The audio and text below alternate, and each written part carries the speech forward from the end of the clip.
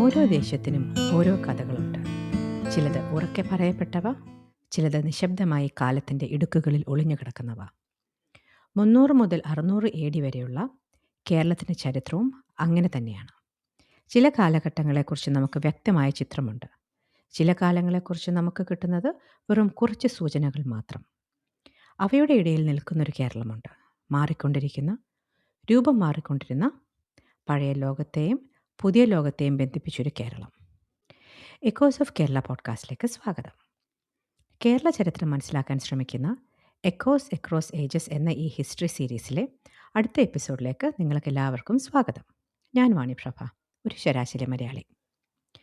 Kerala history സീരീസിലെ 70,000 BCE മുതൽ 300 BCE വരെ, സംഗം ഏജ് അതായത് 300 BCE മുതൽ 300 AD വരെ എന്ന എപ്പിസോഡുകൾ നിങ്ങൾ ഇതിനകം കേട്ട് കാണുമെന്ന് കരുതുന്നു. ഇന്ന് നാം സംസാരിക്കുന്നത് 300 മുതൽ 600 AD വരെയുള്ള കേരളത്തെക്കുറിച്ചാണ്. ഇത് സംഘകാലത്തിന് ശേഷമുള്ള കേരളമാണ്. പക്ഷേ ഇതുവരെ പൂർണ്ണമായും മധ്യകാല കേരളമായിട്ടില്ലാത്ത ഒരിടക്കാല കേരളം. ഒരു ലോകം മങ്ങിക്കൊണ്ടിരിക്കുമ്പോൾ മറ്റൊരു ലോകം രൂപം കൊള്ളുന്ന സമയം. കഴിഞ്ഞ എപ്പിസോഡിൽ പറഞ്ഞ പോലെ സംഘകാലത്ത് കേരളം ചേര കിങ്ഡത്തിൻ്റെ ഭാഗമായിരുന്നു. മുസിരീസ് പോലുള്ള തുറമുഖങ്ങളും മലബാർ തീരവും പാലക്കാട് ഗ്യാപ്പും പടിഞ്ഞാറിനെയും കിഴക്കിനെയും ബന്ധിപ്പിച്ച വഴികളും ചേർന്ന് കേരളത്തെ വലിയൊരു വ്യാപാര ലോകത്തിൻ്റെ ഭാഗമാക്കി ഈ സമയമായപ്പോഴേക്കും. പഴയ തമിഴകം എന്ന സാംസ്കാരിക രാഷ്ട്രീയ ലോകത്തിൽ കേരളം ജീവിച്ചു. തുറമുഖവും രാജാധികാരവും കവിതയും ഒരുമിച്ചുണ്ടായിരുന്ന കാലം അതായിരുന്നു. എന്നാൽ ഏകദേശം 300 AD ആ പഴയ ലോകം മങ്ങിത്തുടങ്ങി. ചേരരുടെ സംഘകാല സ്വാധീനം ഇനി പഴയ പോലെ വ്യക്തമായി കാണാനാവുന്നില്ല. അത് ഒരു ദിവസം കൊണ്ടില്ലാതായതല്ല കേട്ടോ, പക്ഷെ അതിൻ്റെ രൂപം മാറിത്തുടങ്ങി. ചരിത്രത്തിലെ രേഖകൾ കുറയുന്നു. വ്യക്തമായ രാജവംശ രേഖകൾ മങ്ങുന്നു. അതിനു പകരം നമുക്ക് ലഭിക്കുന്നത് കോൺക്രീറ്റ് അല്ലാത്ത ഓർമ്മകളും ചിതറിക്കിടക്കുന്ന സൂചനകളും മാത്രം. അതുകൊണ്ടാണ് ഈ കാലഘട്ടത്തെ, അതായത് 300 മുതൽ 600 AD വരെയുള്ള കാലഘട്ടത്തെ പല ചരിത്രകാരന്മാരും ഒരു ഒബ്സ്ക്യൂർ ട്രാൻസിഷണൽ ഫേസ്, അതായത് മങ്ങിയ ഒരു ഇടക്കാലം എന്ന നിലയിൽ കാണുന്നത്. ചുരുക്കത്തിൽ പറഞ്ഞാൽ കേരളത്തിൻ്റെ പഴയ ലോകം മങ്ങുകയും പുതിയത് ഇനിയും പൂർണ്ണമായി വന്നിട്ടുമില്ല എന്നൊരവസ്ഥ.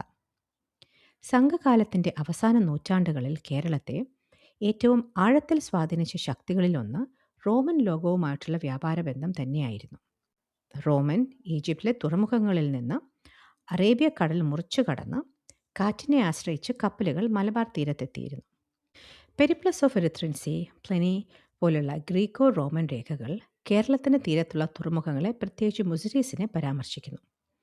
അവയെല്ലാം ഒരേ കാര്യം പറയുന്നു: കേരളം കുരുമുളകിൻ്റെ ദേശമായിരുന്നു. ആ കുരുമുളക് റോമിന് അത്യാവശ്യവുമായിരുന്നു. ഈ വ്യാപാരം കേരളത്തെ ആഴത്തിൽ സ്വാധീനിച്ചു. കുരുമുളക്, ആനക്കൊമ്പ്, മുത്ത്, വിലപ്പെട്ട വസ്തുക്കൾ എന്നിവയ്ക്ക് പകരം റോമൻ സ്വർണവും വെള്ളിയും ഇവിടെ എത്തി. പട്ടണം, മുസിരീസ് മേഖലയിലെ പുരാവസ്തു കണ്ടെത്തലുകൾ, അംഫോറകൾ, ഇറക്കുമതി ചെയ്ത മൺപാത്രങ്ങൾ, നാണയങ്ങൾ, ഗ്ലാസ്, വിദേശ വസ്തുക്കളുടെ അവശിഷ്ടങ്ങൾ കേരളം ഒരു ആഗോള വ്യാപാര ലോകത്തിൻ്റെ ഭാഗമായിരുന്നുവെന്ന് തെളിയിക്കുന്നു.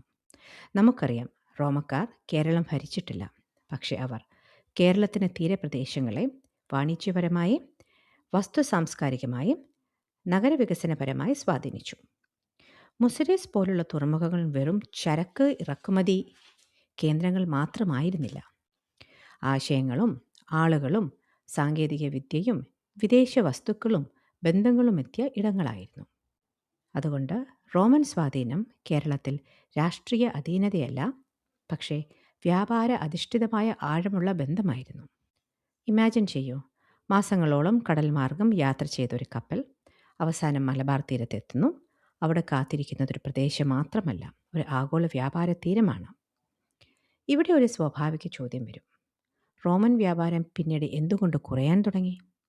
ഉത്തരം എന്തെന്നാൽ, അത് വെറും റോമൻ സാമ്രാജ്യം വീണതുകൊണ്ട് മാത്രമല്ല. യാഥാർത്ഥ്യം അതിനേക്കാൾ സങ്കീർണമാണ്. 3-ാം നൂറ്റാണ്ടിൽ റോമൻ ലോകം വലിയ രാഷ്ട്രീയ പ്രതിസന്ധികളിലൂടെ കടന്നുപോയി. അസ്ഥിരത, അതിർത്തി സമ്മർദ്ദങ്ങൾ, സാമ്പത്തിക ബുദ്ധിമുട്ടുകൾ, നാണയ പ്രശ്നങ്ങൾ, ഇങ്ങനെ പല ഘടകങ്ങളും ദീർഘദൂര ലക്ഷറി ട്രേഡിനെ ബാധിച്ചു. റോമൻ ലോകത്തിൻ്റെ കുരുമുളക് ആവശ്യകത ഒരുമിച്ച് അവസാനിച്ചില്ലെങ്കിലും പഴയ ശക്തി കുറഞ്ഞു. അത് കേരളത്തിലെ വ്യാപാരം പെട്ടെന്ന് തകർത്തു എന്നതല്ല, പക്ഷെ അത് രൂപം മാറി. പഴയ റോമൻ കേന്ദ്രത വ്യാപാര മാതൃകയുടെ പകരം കൂടുതൽ വിപുലമായ ഇന്ത്യൻ മഹാസമുദ്ര വ്യാപാര വലയം പ്രാധാന്യം നേടി. കേരളം ഇനി വെറും റോമൻ വിപണിയിലേക്കുള്ള കുരുമുളക് തീരമല്ല. അറേബ്യ, പടിഞ്ഞാറൻ ഏഷ്യ, മറ്റ് സമുദ്ര വ്യാപാര കൂട്ടാളികൾ എന്നിവയുമായി ബന്ധപ്പെട്ട് നിൽക്കുന്ന ഒരു വാണിജ്യ ഭൂമിയായി മാറിത്തുടങ്ങി. ഇത് സഡൻ കൊളാപ്സ് അല്ല, ഇതൊരു സ്ലോ ട്രാൻസ്ഫോർമേഷനാണ്. ട്രേഡ് നിർത്തപ്പെട്ടില്ല, പക്ഷെ അതിൻ്റെ രൂപം മാറി. ഇനി തുടങ്ങുന്നത് കേരളത്തിൻ്റെ ചരിത്രത്തിലെ ഏറ്റവും മങ്ങിയതും കൗതുകകരവുമായ ഭാഗമാണ്, കളഭ്രരുടെ കാലം. നമ്മൾ നേരത്തെ പറഞ്ഞല്ലോ, ട്രേഡ് നിർത്തപ്പെട്ടില്ല, പക്ഷെ അതിന് രൂപം മാറിയെന്ന്. ഇതേ സമയത്ത് വിശാലമായ തെക്കേ ഇന്ത്യയിൽ മറ്റൊരു വലിയ മാറ്റം നടന്നു. കേരളത്തിൻ്റെ ചരിത്രത്തിൽ 300 മുതൽ 600 AD വരെയുള്ള ഈ കാലത്തെ പലരും കളഭ്ര ഇടക്കാലം എന്ന് വിളിക്കുന്നു. ഇവിടെ 3 കാര്യങ്ങൾ മനസ്സിലാക്കണം. 1, പഴയ രാജവംശങ്ങളുടെ ശക്തി മങ്ങുന്നു. 2, പുതിയ അധികാരക്രമം വരുന്നു, പക്ഷെ വ്യക്തമായി കാണാനാവുന്നില്ല. 3, അതുകൊണ്ട് തന്നെ ഈ കാലം ചരിത്രത്തിൽ മങ്ങിയതായി തോന്നുന്നു. പഴയ ചേര, ചോള, പാണ്ഡ്യ ശക്തികൾക്ക് മുമ്പത്തെ വ്യക്തത ഇനി കാണുന്നില്ല. രാഷ്ട്രീയമായി അനിശ്ചിതത്വം നിറഞ്ഞ ഒരു ഘട്ടമാണ് ഇത്. ആരാണ് അധികാരത്തിൽ? എങ്ങനെ ഭരിച്ചു? സമൂഹത്തിൽ എന്തൊക്കെ മാറ്റങ്ങൾ നടന്നു? ഈ ചോദ്യങ്ങൾക്ക് വ്യക്തമായ ഉത്തരങ്ങൾ വളരെ കുറവാണ്. അതുകൊണ്ടാണ് ഈ കാലത്തെ പലരും ഡാർക്ക് ഏജ് എന്ന് വിളിക്കുന്നത്. പക്ഷെ ഡാർക്ക് എന്നത് സംസ്കാരം ഇല്ലാതെയിരുന്നു എന്നല്ല, രേഖകൾ കുറവായ കാലം, അങ്ങനെ മങ്ങിയിരുന്ന കാലം എന്ന അർത്ഥത്തിലാണ്. ഇതാണ് ഈ കഥയിലെ ഏറ്റവും വലിയ രഹസ്യം. കളഭ്രർ ആരായിരുന്നു? അവർ സ്വന്തം കയ്യൊപ്പോടെ ചരിത്രത്തിൽ വലിയ ശിലാശാസനങ്ങളോ രേഖകളോ വിടാത്ത ഒരു ശക്തിയാണ്. അതിനാൽ കളഭ്രരെക്കുറിച്ച് നമ്മൾ അറിയുന്നത് കൂടുതലായും പിന്നീട് തിരികെ അധികാരത്തിലെത്തിയവരുടെ രേഖകളിലൂടെയാണ്. മറ്റു വാക്കിൽ പറഞ്ഞാൽ, കളഭ്രരെക്കുറിച്ചുള്ള ചിത്രം നമുക്ക് കിട്ടുന്നത് പലപ്പോഴും അവരുടെ എതിരാളികളുടെ കണ്ണുകളിലൂടെയാണ്.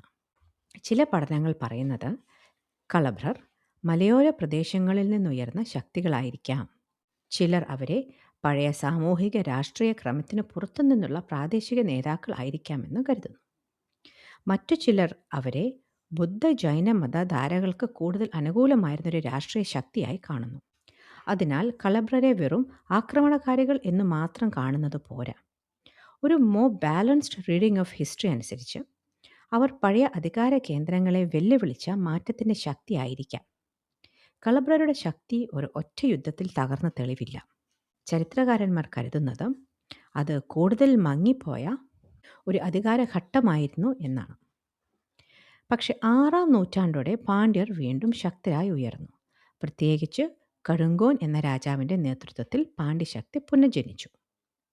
അതോടൊപ്പം കളഭ്രരുടെ കാലം മങ്ങിയതും ദക്ഷിണേന്ത്യയിൽ പഴയ രാജവംശങ്ങൾ വീണ്ടും മേലേക്കുയർന്നതുമാണ് സംഭവിച്ചത്. അതുകൊണ്ടാണ് ഈ കാലം അത്ര കൗതുകകരമായത്. പക്ഷെ ഒരു പൂർണ്ണ അവസാനമല്ല, ഒരു പൂർണ്ണമായ തുടക്കവുമല്ല. ഇതിൻ്റെ ഇടയിൽ എവിടെയോ ആണ് ഈ കാലം. ജൈന ബുദ്ധ മത സാന്നിധ്യത്തിൻ്റെ ശക്തമായ അടയാളങ്ങൾ ഈ കാലഘട്ടത്തിൽ കാണാം. ഇപ്പോൾ മറ്റൊരു പ്രധാന ചോദ്യത്തിലേക്ക് പോകാം. ജൈനമതം കേരളത്തിലേക്ക് എങ്ങനെ വന്നു? അതിന് ഒരു ലളിതമായ ഉത്തരമുണ്ട്: വ്യാപാരപാതയിലൂടെ. ജൈനമതം സഞ്ചരിച്ചത് രാജാക്കന്മാരിലൂടെ മാത്രമല്ല. സന്യാസികൾ, വ്യാപാരികൾ, നഗരബന്ധങ്ങൾ, വഴിയമ്പലങ്ങൾ, മാർക്കറ്റുകൾ, യാത്രാമാർഗങ്ങൾ ഇവയൊക്കെ അതിൻ്റെ വാഹനങ്ങളായിരുന്നു. കേരളത്തിൽ ജൈനമതം എത്തിയ വഴികളിൽ ഏറ്റവും പ്രധാനപ്പെട്ടത് പാലക്കാട് ക്യാപ്പായിരിക്കാം. കൊങ്കുനാട്, കർണാടക പ്രദേശങ്ങൾ എന്നിവിടങ്ങളിൽ നിന്ന് ജൈന സ്വാധീനം അതുവഴി മലബാറിലേക്ക് കടന്നിരിക്കാം. അതുകൊണ്ട് ജൈനമതത്തെ വെറും മതമാറ്റം എന്ന നിലയിൽ കാണാൻ പറ്റില്ല. അത് ഒരു സോഷ്യൽ നെറ്റ്വർക്കായിരുന്നു, വാണിജ്യ ലോകവുമായി ബന്ധപ്പെട്ടു നിന്ന ഒരു സഞ്ചാരം. ബുദ്ധമതത്തിനും കേരളത്തിൽ യഥാർത്ഥ സാന്നിധ്യമുണ്ടായിരുന്നുവെന്ന് പല പഠനങ്ങളും ഓർമ്മിപ്പിക്കുന്നു. അതിനാൽ 300 മുതൽ 600 വരെയുള്ള കേരളം ഒരു മത ഏകാധിപത്യത്തിൻ്റെ കേരളമല്ല, മറിച്ച് പല മതധാരകളും കൂടിച്ചേർന്നുള്ള കേരളമായിരുന്നു. ഈ കാലത്തെ പിന്നീട് വന്ന ഭരണാധികാരികൾ നെഗറ്റീവായി ചിത്രീകരിച്ചതിന് പിന്നിൽ ജാതിക്രമവും ബ്രാഹ്മണിക ആധിപത്യവും ഒരു പ്രധാന കാരണമായി കാണപ്പെടുന്നു. പ്രധാനമായി പുറത്തു വന്ന ഒരു രേഖയാണ് വെൽവക്കുടി കോപ്പർ പ്ലേറ്റ് ഇൻസ്ക്രിപ്ഷൻ, അതായത് വെൽവക്കുടി താമ്ര ശാസനം. അത് കളഭ്രരുടെ കാലത്ത് നഷ്ടപ്പെട്ടുവെന്ന് പറയപ്പെടുന്ന ഒരു ബ്രാഹ്മണ ഭൂദാനം പിന്നീട് തിരിച്ചു നൽകിയതായി രേഖപ്പെടുത്തുന്നു. അതായത് അധികാരം തിരികെ പിടിച്ചതിനൊപ്പം സമൂഹം പഴയ ക്രമത്തിലേക്ക് തിരികെ കൊണ്ടുവന്നത് എന്ന അവകാശവാദവും ഇവിടെ ഉണ്ടായിരുന്നു. ഇത് കാണിക്കുന്നത് കളഭ്രരുടെ കാലം രാഷ്ട്രീയ മാറ്റം മാത്രമല്ല, പഴയ ഭൂ അവകാശങ്ങളും സാമൂഹിക പടിവാതിലും കുലുങ്ങിയ ഒരു ഘട്ടമായിരുന്നിരിക്കാം എന്നാണ്. ഇവിടെ നിന്നാണ് ക്ഷേത്ര കേന്ദ്രിത കേരളത്തിൻ്റെ വിത്തുകൾ മുളയ്ക്കുന്നത്. കേരളത്തിൽ ഈ മാറ്റത്തിൻ്റെ ആഴം കൂടുതൽ വ്യക്തമായി കാണുന്നത് പിന്നീടാണ്. പ്രത്യേകിച്ച് 8-ാം നൂറ്റാണ്ട് മുതൽ ബ്രാഹ്മണ കുടിയേറ്റങ്ങൾ, ക്ഷേത്ര കേന്ദ്രങ്ങൾ, കാർഷിക ഭൂനിയന്ത്രണം, ഗ്രാമസംഘടന ഇവ പരസ്പരം ചേർന്ന് ഒരു പുതിയ സാമൂഹിക ഘടന രൂപപ്പെടുന്നു. പിന്നീട് ഇതാണ് ചേര പെരുമാൾ കാലത്തേക്കുള്ള അടിത്തറയാകുന്നത്. അതായത് കളഭ്രരുടെ കാലശേഷം കേരളത്തിൽ നടന്നത് പഴയ ചേര രാജ്യത്തിൻ്റെ നേരിട്ടുള്ള മടങ്ങിവരവല്ലായിരുന്നു. മറിച്ച് ഭൂമി, ക്ഷേത്രം, ജാതിക്രമം, രാജാധികാരം എന്നിവയെ ചുറ്റിപ്പറ്റി ഒരു പുതിയ മധ്യകാല കേരള സമൂഹം രൂപം കൊള്ളുകയായിരുന്നു. അതിനാൽ 300 മുതൽ 600 AD വരെയുള്ള കേരളം ഒരു ശൂന്യ ഇടവേളയേ ആയിരുന്നില്ല. അതൊരു ബ്രിഡ്ജ് പീരീഡായിരുന്നു. പഴയ സംഘകാലം മങ്ങുമ്പോൾ മധ്യകാല കേരളത്തിൻ്റെ അടിത്തറ പതുക്കെ പാകിയെടുത്ത കാലം. കളഭ്ര ഇടക്കാലത്തിന് ശേഷവും കേരളം വ്യാപാരത്തിൽ നിന്ന് അകന്നില്ല. പക്ഷേ പാതകൾ മാറി. മുൻപുണ്ടായിരുന്ന റോമൻ കേന്ദ്രിത സ്പൈസ് റൂട്ട് ക്രമേണ അറബ്, പടിഞ്ഞാറൻ ഏഷ്യൻ ഇടനിലക്കാരും ഇന്ത്യൻ മഹാസമുദ്ര വ്യാപാര വലയും പ്രധാനമായ ഒരു പുതിയ ഘടനയിലേക്ക് നീങ്ങി. അതായത് കേരളം കടൽ വ്യാപാര ലോകത്തിൽ നിന്ന് പുറത്തായില്ല, പക്ഷെ കൂട്ടാളികൾ മാറി, രീതികൾ മാറി, കേന്ദ്രങ്ങൾ മാറി. ഭൂഖണ്ഡ വ്യാപാരത്തിലും അതേ കാര്യമാണ്. പാലക്കാട് ഗ്യാപ്പ് പഴയ പോലെ തന്നെ നിർണായകമായിരുന്നു.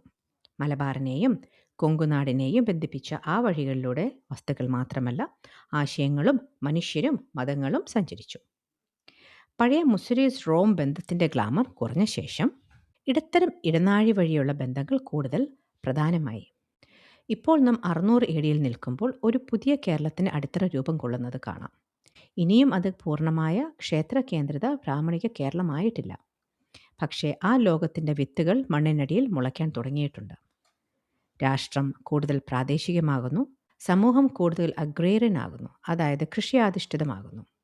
സ്ഥിരമായ കുടിയേറ്റ രൂപങ്ങൾ, പ്രാദേശിക അധികാര കേന്ദ്രങ്ങൾ, പിന്നീട് ക്ഷേത്രങ്ങളും ബ്രാഹ്മണിക സ്ഥാപനങ്ങളും വളരാൻ ഇടയാകുന്ന സാഹചര്യം രൂപപ്പെടുന്നു. അതിനാൽ പഴയ ലോകം ഇപ്പോൾ മങ്ങിക്കഴിഞ്ഞു. പുതിയത് ഇനിയും പൂർണ്ണമായിട്ടില്ല എന്ന് ഞാൻ പലതവണ പറഞ്ഞുവല്ലോ.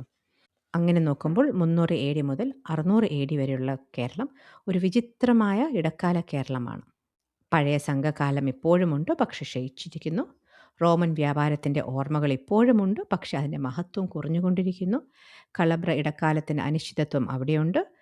ജൈന ബുദ്ധ സാന്നിധ്യത്തിൻ്റെ ശക്തമായ അടയാളങ്ങൾ എവിടെയുണ്ട്. വ്യാപാരപാതകൾ ഇല്ലാതാകുന്നതിൽ അവ പുതിയ രൂപം ധരിക്കുന്നു. ഇതെല്ലാം ചേർന്ന് ഒരു പുതിയ കേരളം ജനിക്കാനുള്ള പശ്ചാത്തലമൊരുക്കുന്നു. ഇതായിരുന്നു 300 മുതൽ 600 AD വരെയുള്ള കേരളം. നാം ഇപ്പോൾ 70,000 BC ആദിമ കേരളത്തിൽ നിന്നും തുടങ്ങി 600 AD വരെ എത്തി നിൽക്കുകയാണ്. ഈ ടൈം ലൈൻ സീരീസ് ചിലപ്പോൾ ഒരു തവണ കേൾക്കുന്നത് കൊണ്ട് മാത്രം ക്ലിയർ പിക്ചർ വരണമെന്നില്ല. ഞാനും പലതവണ വായിച്ചും ചിന്തിച്ചും സ്ക്രിപ്റ്റ് എഴുതിയുമാണ് ഈ ചിത്രം മനസ്സിലാക്കിയത്. അതുകൊണ്ട് നിങ്ങൾക്കും ഒരു സജഷൻ: ഈ എപ്പിസോഡുകൾ വീണ്ടും വീണ്ടും കേൾക്കുക. അപ്പോൾ കേരളത്തിൻ്റെ ടൈം ലൈൻ മനസ്സിൽ കൂടുതൽ വ്യക്തമായി വരും.